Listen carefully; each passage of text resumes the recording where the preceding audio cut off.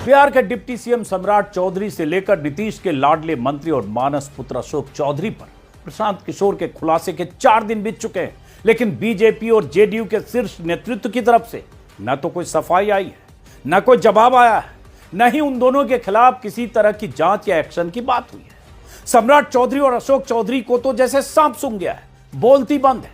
सम्राट चौधरी जरूर किसी इंटरव्यू में दाएं बाएं की बात कर रहे हैं, लेकिन सीधे सवालों का, आरोपों का जवाब नहीं दे रहे हैं। लोग कहते हैं कि बीजेपी और जेडीयू के बाकी नेता, मंत्री और सांसद इन दोनों के बचाव में खुलकर इसलिए नहीं आ रहे हैं क्योंकि उन्हें डर है कि कहीं प्रशांत किशोर उनकी कुंडली न खोल दें, उनके भ्रष्टाचार की कोई फाइल लेकर मीडिया के सामने ना आ जाए। बिहार में सत्ताधारी गठबंधन के तमाम नेताओं को अब इस बात का डर है कि दूसरे का बचाव करने के चक्कर में कहीं खुद न एक्सपोज हो जाए, खुद न आफत मोल ले लें। बिहार के मंत्रियों और सांसदों पर सबूतों और दस्तावेजों के साथ भ्रष्टाचार के आरोप लगाने वाले प्रशांत किशोर का नाम सुनते ही एनडीए के नेता नो कमेंट की मुद्रा में आ जाते हैं, हाथ जोड़ लेते हैं। कोई उड़ता तीर लेना नहीं चाहता। वानगी के तौर पर कुछ सेकंड के इस वायरल वीडियो को देखिए। टीवी 9 के कार्यक्रम में जैसे ही एंकर ने प्रशांत किशोर का नाम लेकर एक सवाल पूछा, बिहार के पूर्व डिप्टी सीएम तारा किशोर प्रसाद की बत्ती गुल हो गई। घड़ी दिखाकर वक्त खत्म होने का नाटक किया, कुर्सी से उठ खड़े हुए। पहले तो एंकर को माइक थमाने की कोशिश की और फिर कुर्सी पर माइक रखकर मैदान छोड़कर चल निकले। देखिए शांत किशोर पर सर एक सवाल महत्वपूर्ण, नए प्लेयर्स हैं। चलिए बहुत बहुत शुक्रिया सर, बहुत बहुत शुक्रिया। बहुत बहुत धन्यवाद। एक बार तालियां बजाइए तारकिशोर प्रसाद के लिए। समय सर एक सेकंड सर थोड़ा मैं चाहूंगा कि आप शांत किशोर पर सर एक सवाल महत्वपूर्ण, नए प्लेयर्स हैं। चलिए बहुत बहुत शुक्रिया सर, बहुत बहुत शुक्रिया। बहुत बहुत धन्यवाद। एक बार तालियां बजाइए तारकिशोर प्रसाद के लिए। समय सर एक सेकंड सर थोड़ा मैं चाहूंगा कि आप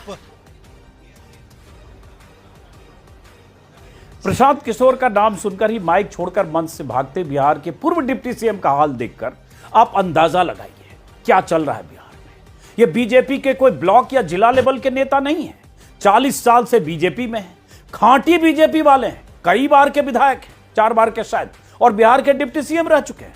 लेकिन प्रशांत किशोर का नाम सुनते ही इन्होंने मुंह खोलने की बजाय मंच से रुखसत होना बेहतर समझा, अपनी सेहत के लिए शायद।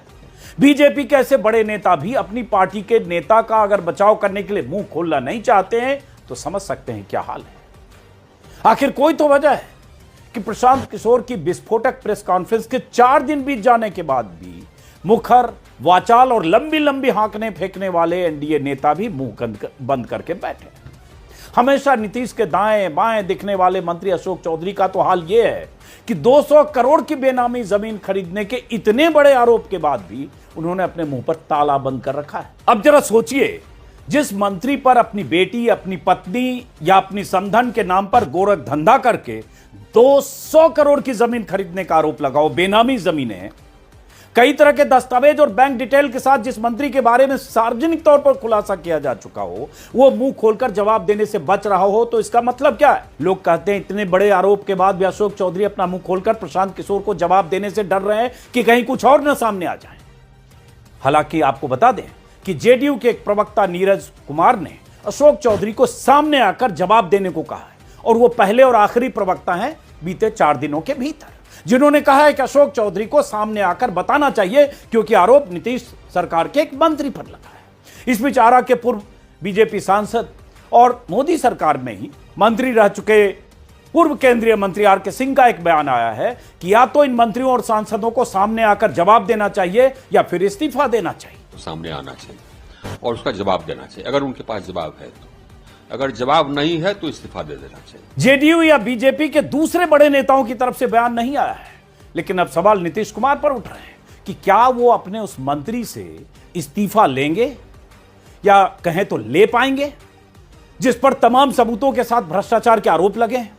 वैसे नीतीश कुमार जिस अवस्था में हैं उसे देखकर फिलहाल तो ऐसा नहीं लग रहा है। नीतीश कुमार के आसपास की चौकड़ी के एक सदस्य के फंसने के बाद बाकी लोग तमाशा देख रहे हैं, लेकिन कुछ बोल नहीं रहे हैं। पता नहीं अंदर खाने चल क्या रहा है। प्रशांत किशोर अब तक बिहार में सत्ताधारी गठबंधन के 5 नेताओं की कुंडली खोल चुके हैं और बार बार कह रहे हैं कि उनके पास इतने कागजात और सबूत आ रहे हैं कि सहेजना मुश्किल हो रहा है। बीजेपी के प्रदेश अध्यक्ष दिलीप जायसवाल, जिन पर उन्होंने आरोप लगाया कि एक अल्पसंख्यक कॉलेज पर उन्होंने कब्जा किया कई हफ्ते पहले, बीजेपी के पूर्व अध्यक्ष और मौजूदा बीजेपी सांसद संजय जायसवाल, जिन्हें उन्होंने घोषित तौर पर पेट्रोल चोर कहते हुए उनके पारिवारिक पेट्रोल पंप से सरकारी खजाने को चूना लगाने का आरोप लगाया। और सांसद बीजेपी के हैं, स्वास्थ्य मंत्री मंगल पांडे, जिन पर उन्होंने आरोप कई तरह के लगाए, द्वारका में मकान खरीदने में दिलीप जायसवाल से पिता के अकाउंट के रूट से पैसे लेने से लेकर और कई आरोप। उप मुख्यमंत्री सम्राट चौधरी और ग्रामीण विकास मंत्री अशोक चौधरी की कुंडली तो खोल ही चुके हैं। हालत यह है कि प्रशांत किशोर के बारे में इतना उनके आरोप और इतना उनके बयानों के बाद भी बीजेपी और जेडीयू नेता इस डर से नहीं बोल रहे हैं कि कहीं उनका नंबर ना आ जाए। ये तो हाल है बिहार के एनडीए नेताओं का। और सबसे ऊपर शीर्ष पर जो दो महापुरुष बैठे हैं, मोदी जी और शाह जी, उनकी तरफ से भी सन्नाटा है।